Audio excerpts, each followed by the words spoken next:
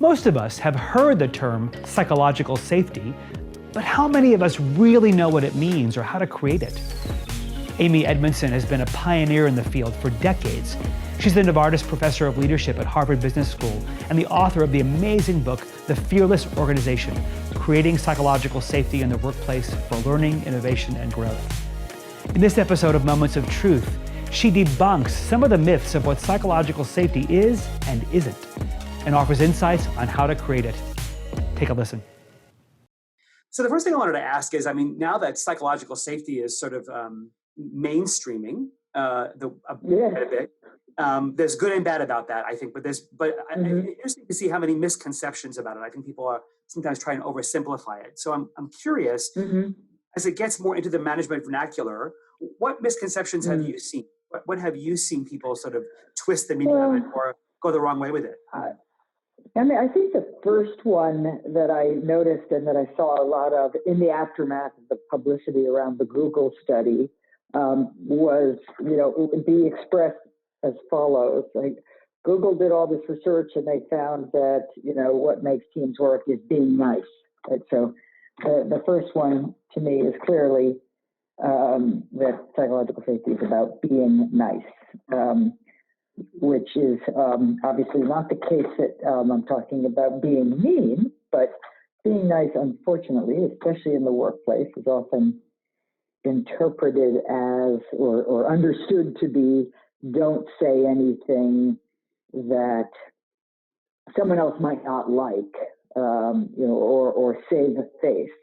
And that's, in a funny way, the exact opposite, right? Because psychological safety is about permission to be candid.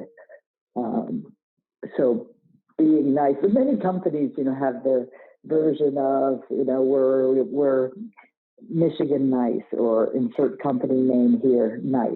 And what that means is we won't be direct when we perhaps should be. I'd say another one is that it's, that it's soft or touchy-feely, or maybe the same one and the same as a safe space, and I put that in quotes, meaning a particular term that's been used in the last few years, largely in the education space, which is meant to mean like a trigger-free space. That nothing. I have almost a commitment from you that there won't be anything that happens in this space that is offensive or that triggers me in some way. And again, that's also not what we're talking about. Yeah, I think that the one that I've heard executives that I work with talk about, again, in a misguided way, is, isn't this coddling people?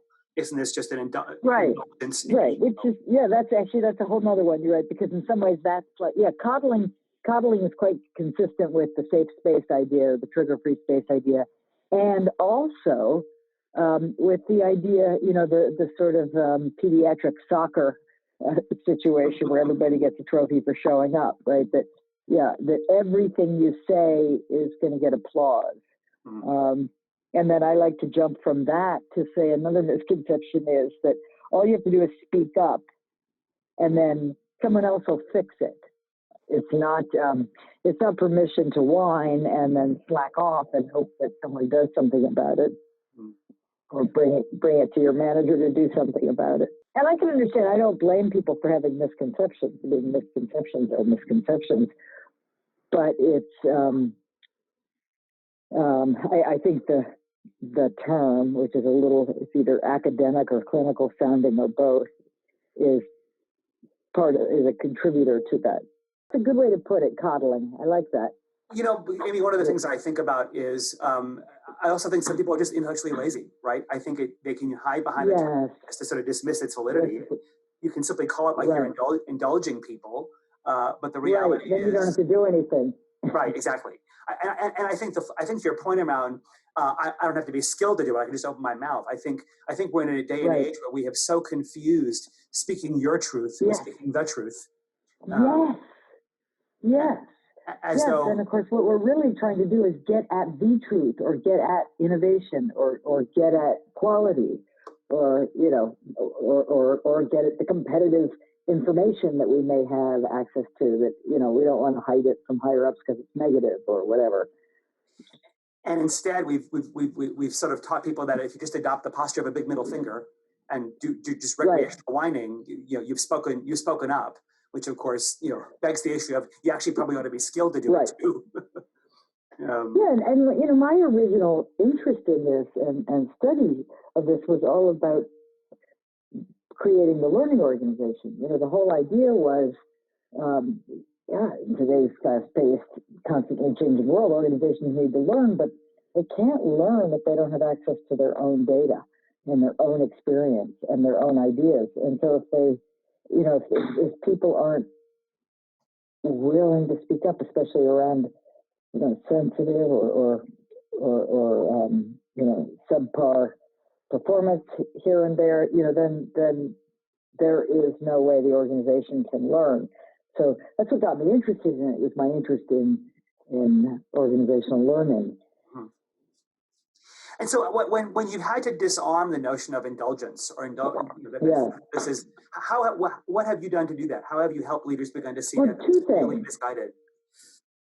First of all, I just will define it. I try to define it better, and then and I think a simple shortcut for that is it's permission for candor, and it's a genuine and shared belief in that permission, right? Which, if you think about it, is not going to be easy, right? If you sort of say, hey, in this work unit, we're going to be candid, I think most people will immediately recognize that's going to be the opposite of easy, right? That's going to be the opposite of coddling. And so that, defining it more clearly, explaining why it matters. But then the other part is to explain that it's not a silver bullet. It's not the whole solution.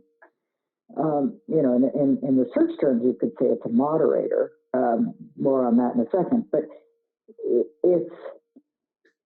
I would argue for excellence, you need both psychological safety and high standards, or fill in the blank here, motivation or access to tools or skills or whatever it is you need to do this job, right? It's more, I like to say it's about, there are various things that will help people put their foot on the gas pedal. This is about taking it off the brake, right? It's the combination. You need whatever else it is you need, drive, resources, I don't know. You tell me what you need, what you believe you need, from a rational perspective to deliver excellence. And then I'll tell you, well, you also need this. Right. So psychological safety was one, actually, in all of our research, was one of the dimensions we isolated for in the factors we found that predict whether or not people will lie or tell the truth and behave justly or behave of interest. So we actually were able to statistically isolate for it in all the data. It was really exciting to see to your point, it's not the whole silver bullet, but it does play a role, right? So, so I'm going to walk you through the 4 findings. So the first was a lack of strategic clarity. So when an organization says they are one, when they have a mission, a vision, they have values, they have strategies for customers, but their actions are perceived by employees to be different. In essence, you have institutionalized duplicity. In that case, you're 3 times more likely to have people lie or withhold the truth, if that's the case. And a third of that was psychological safety. So, so talk about what does an environment of duplicity do to help impair psychological safety? Well, I think it confuses, right? Because you actually don't, your brain is trying to sort out whether they mean what they say or whether they mean what they do. And in that confusion, which is clearly most of the time sub-awareness, but it's there, it's hard, you're kind of wrestling as well as with what you see, know. So 2 things. One, how do you know exactly what's needed, what needs to be contributed? Or should you be contributed to the stated purpose or to what they seem to actually be doing? So that's one problem. It's just harder to know what's going to be useful. if it's confusing where we're going. And number two is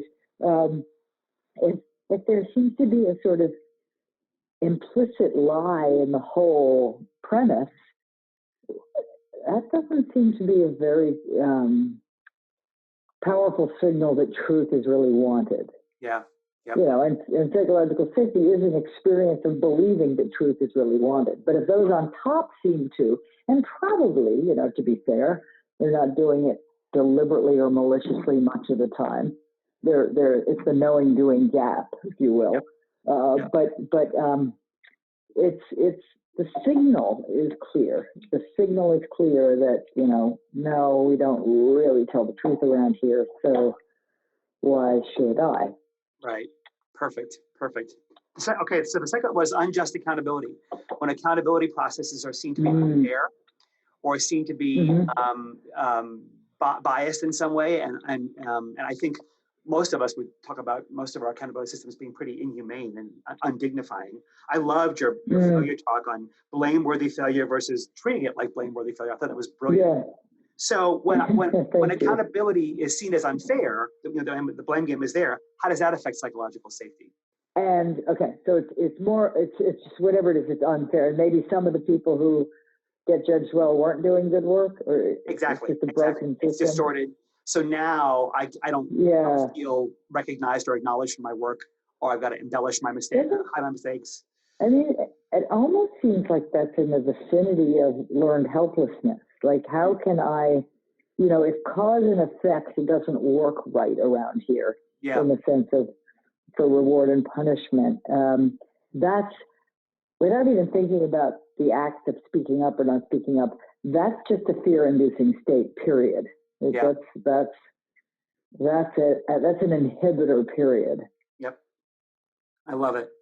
The third was governance. So when decision making is not transparent, when I can't get the information that I need, or when I believe that my meetings are orchestrated theater, that you're asking me to make decisions, but I don't know how it goes. How would you imagine a lack of transparency in decision making impacting psychological safety? Well, I think it would lead to a lot of sham decision making. I mean, people would feel like the message was make it look like you're making decisions. Yeah. We've never seen that. Risky to make one. Yeah. Never seen that before. Oh yeah. No, not in the federal government or anything. Yeah. So yeah. I mean, I think that's it's almost like sending a strong signal of inauthenticity of any kind, or of doublespeak of any kind, is going to inherently create an unsafe environment. Oh, well said. I mean, it just invites collusion, right? It just invites me to sort of say, I got to go along with the act here. Right, we're good at that. Like we're good at reading the tea leaves. We're good at figuring out how you get your head around here, and and you figure out what the game is and you play it, right? And if the game is going to be transparency and truth telling and fast learning and all that good stuff, you'll learn to play that one too. Yep, absolutely. The last one was one that's near and dear to both of our hearts: cross-functional rivalries. So the interesting thing is that when there are unresolved border wars in organizations, when there's unresolved tensions at the seams, you're 6 times more likely to have people lie or behave unfairly. It's huge. It was the largest of the 4. It was the largest factor. So when you've seen border wars and rivalries and sort of mismatched at the seams, how does that create a sense of psychological unsafety? Well, oddly, one of the things I've seen is sometimes that creates a sense of psychological safety in group, right? Tribalism, but not between group, right? Tribalism, in group, out group phenomena, and so I'm okay with my people or my silo or my tribe, but most work in most organizations today isn't done solely within the silo. Right. So a good portion of my day is going to be spent at the interface, and of an employee's day is going to be spent at the interface. And if you're asking me to interface with essentially enemies, to in quotes, to overstate it, but basically people who I don't either trust or like. I think it's quite instinctive then to keep your cards close to your chest. Mm-hmm. Yep. To not, why would I be all open with you? And then, it does seem to me that's just inviting you to use me as target practice. Right. And simple self-preservation says, don't do that. Right. Keep up the great work, because we need your. Thank you. All right. Amy, you take good care. Enjoy the rest of your summer and get some good rest. You too. Bye-bye. Take care. Have you ever wondered how much of speaking up is nature and how much of it is nurture? Well, we may not solve that definitively, but in this episode of Voices, let's join Khalil Smith in his conversation with Allison Schlobohm, Clinical Assistant Professor of Communication at University of North Carolina's Chapel Hill, as they discuss speaking up and how to create space for others, including children and students. Take a listen.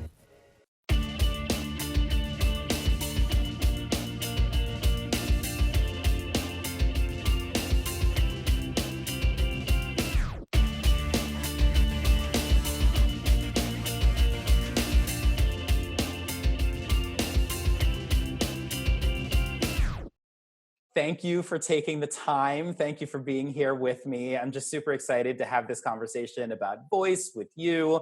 As I have told you in the past, I just think you are incredibly, brilliant is the word that comes to mind based on conversations that we've had in the past and the way that you've always shown up and the way that you teach your students and the way that you kind of get things done. And so I would love to just kind of start from the beginning, if that's okay, because I think we talk about speaking up or voice in so many different ways. And I'd love to know, how have you internalized it, or what does it mean to you? First of all, likewise, I'm sure about all of the nice things that you just said. So thank you so much for that. It's really an honor to talk to you about this question. And when I originally got the invitation, it kind of caught me off guard, to be honest, because I was like, oh, I just have always felt entitled to be heard, which is, an interesting experience. And I use the word entitled, to point out just some obvious things, like I'm a white woman and we've seen, some Karens in the news. And so it's not always, white women often feel like they deserve to be heard, right? And so I recognize that as part of my experience, but there's of course things about my background that I share with people from a variety of backgrounds, and also things that are really uniquely Allison, right? And so, and I think that uniqueness, that sense of what I have to say is worth listening to, really comes from my upbringing and maybe my genetics. It's hard, who knows, nature, nurture. But Right. My mom and dad, just when I was little, they were enamored with me. And so there's all these videos of me singing songs, and I always performed on demand. Like, Allison, will you sing Take Me Out to the Ballpark? Yep, here I go. And so from a very young age, I was encouraged to feel like my voice mattered. And in fact, like it brought joy and pleasure to others. And so I really have to thank my parents for that. And at the same time, my mom was always very focused on helping others. And so that gave me a lot of strength when I used my voice to support other people. I knew that I was making her happy in all of the ways. And then my dad was very insistent that I not let my gender impact the way that I held myself. And so, lots of memories of when I was little. Dad, I need a Phillips head screwdriver, according to this, to put the batteries in your favorite toy, right? Yeah. Dad, I need a Phillips head screwdriver. Okay, go find it. Well, where? What is it? And he's like, I'll show you a picture of one and then you go find it. So just a lot of figuring out how to do things. And so I had that support. And then I ended up in theater and in church theater productions and all the way through high school. So there's a part of me that's always felt sometimes more comfortable being the center of attention of a large group than even in a one-on-one conversation. So there's just that natural piece of it. But it hasn't always been just like, okay, easy peasy, now I'm going to have my voice. So I was brought into this way of being, but I have faced challenges. And so in one of the questions you asked in the email was, how would you define speaking up? Yeah. And so I defined it as a person using their voice, or another way of communicating, because not everyone can use their voice, Yeah. another way of communicating in order to create the world that they want to live in. Because I think that's what's always driven me is I cannot detach my values, my integrity, a vision of how the world, how I want the world to be, from my own responsibility for creating it. And in order to create it, we have to say something. We have to do something. And communication is a really powerful tool. And if you'll forgive me for rambling just one more second. No, please go. I love it. I think that what I love about communication as the way to make your mark, as a way to build the world you believe in, is that it inherently involves other human beings, and other human beings are like my favorite thing. And so when I communicate, I get to connect and do my part to build something that I care about. Yeah. I mean, there's so many different things to pull out from there. So first off, thank you, Mom and Dad, because they have absolutely supported you. I mean, there's a part of me that wants to go, and I guess maybe this will be kind of the next question I ask, even though you've had kind of from an early age, potentially even from birth, people that supported you and kind of brought you along there, part of what I've seen in you is that you are very intentional about doing that for people that may not have had that background and may not have had those opportunities. And so, I can imagine somebody saying like, well, I didn't have some of that, Mom and Dad. It was always like, be quiet, be invisible, don't speak up, children should be seen and not heard. And so now I'm 25, 35, 55, what do I do? And so I'd love to get your perspective on that, because I feel like you've been so intentional about saying it's never too late to learn to find your voice and learn how to speak up. Yeah, thank you. I do really think that everyone should have the opportunity or feel some personal pull in some ways to get their piece out into the world, because we can't make things that are better than they are right now if we are hearing the same ideas that we've always heard. And so there are structures, including familial structures, that make it harder to feel that sense of empowerment or responsibility, right? And I think that you're right that for some kids it's, just be quiet. For other kids, it's don't talk too much in class because people will think that you're aggressive. For other kids, it's being literally told that you're stupid, right? And so there's just so many different ways that we are discouraged. But because of my background in teaching, I got to this really great opportunity to take a class called Critical Pedagogy. And one of the books we read was by Paulo Freire, and it was Pedagogy of the Oppressed.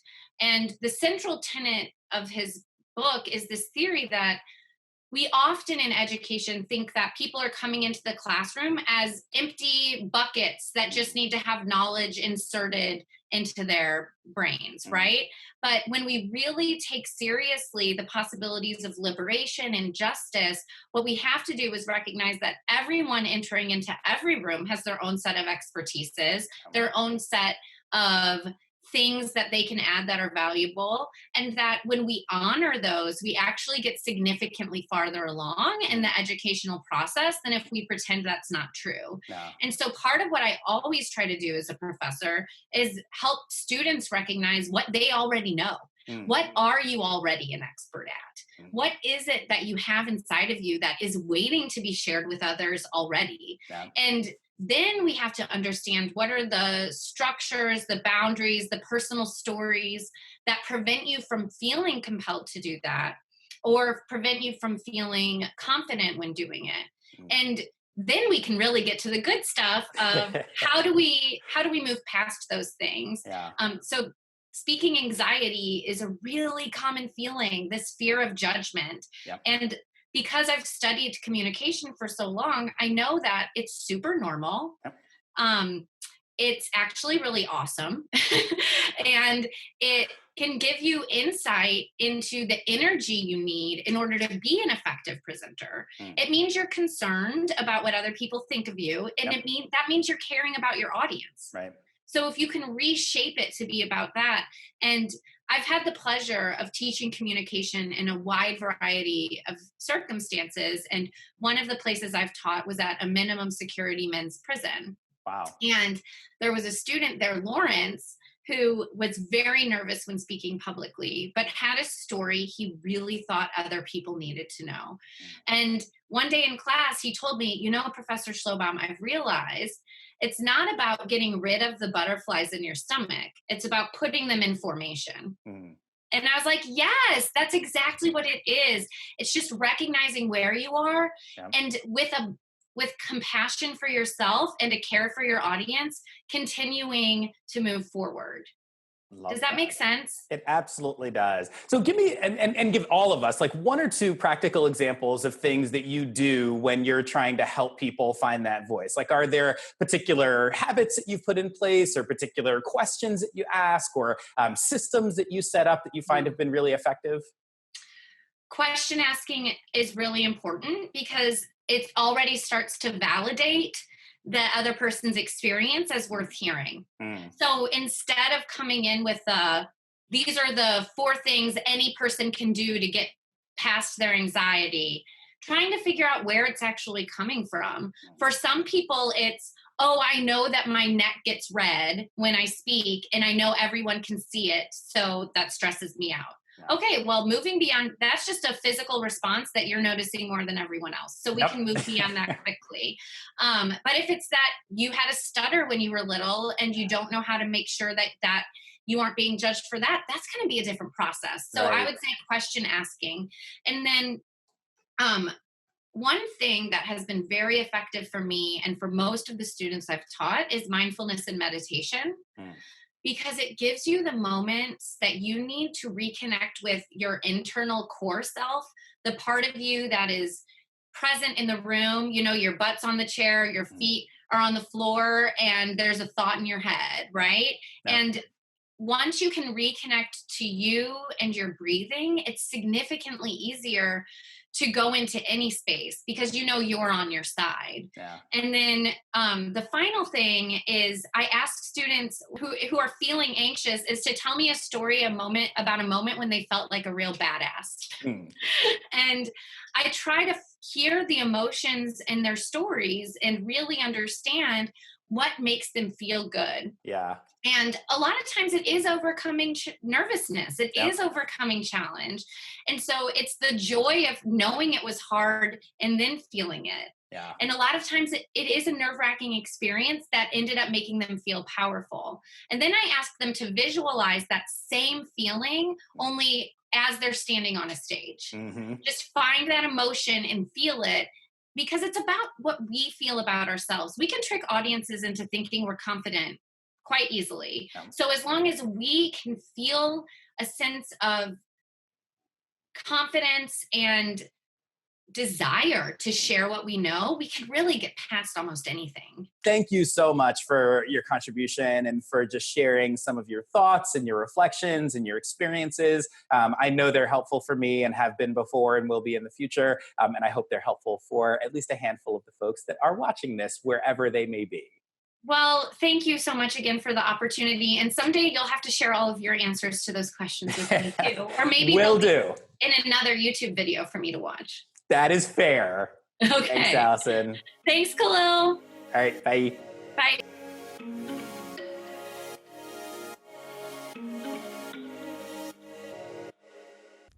If you hope to create conversations in which people show up with their whole voice and bring you their best ideas, critiques, challenges, and warnings, then you have to start by creating an environment in which people freely have spirited exchanges up and down the hierarchy and across the organization. It's important to always remember, however, that at the other end of those spirited exchanges, welcoming minds and hearts must be waiting. That doesn't mean agreement or acquiescence. It means openness. Your job as a leader is to de-risk truth-telling so that people don't need to fear the implications of telling it. Till next time. Keep leaning into your moments of truth so that you can be the example of what it means to be honest.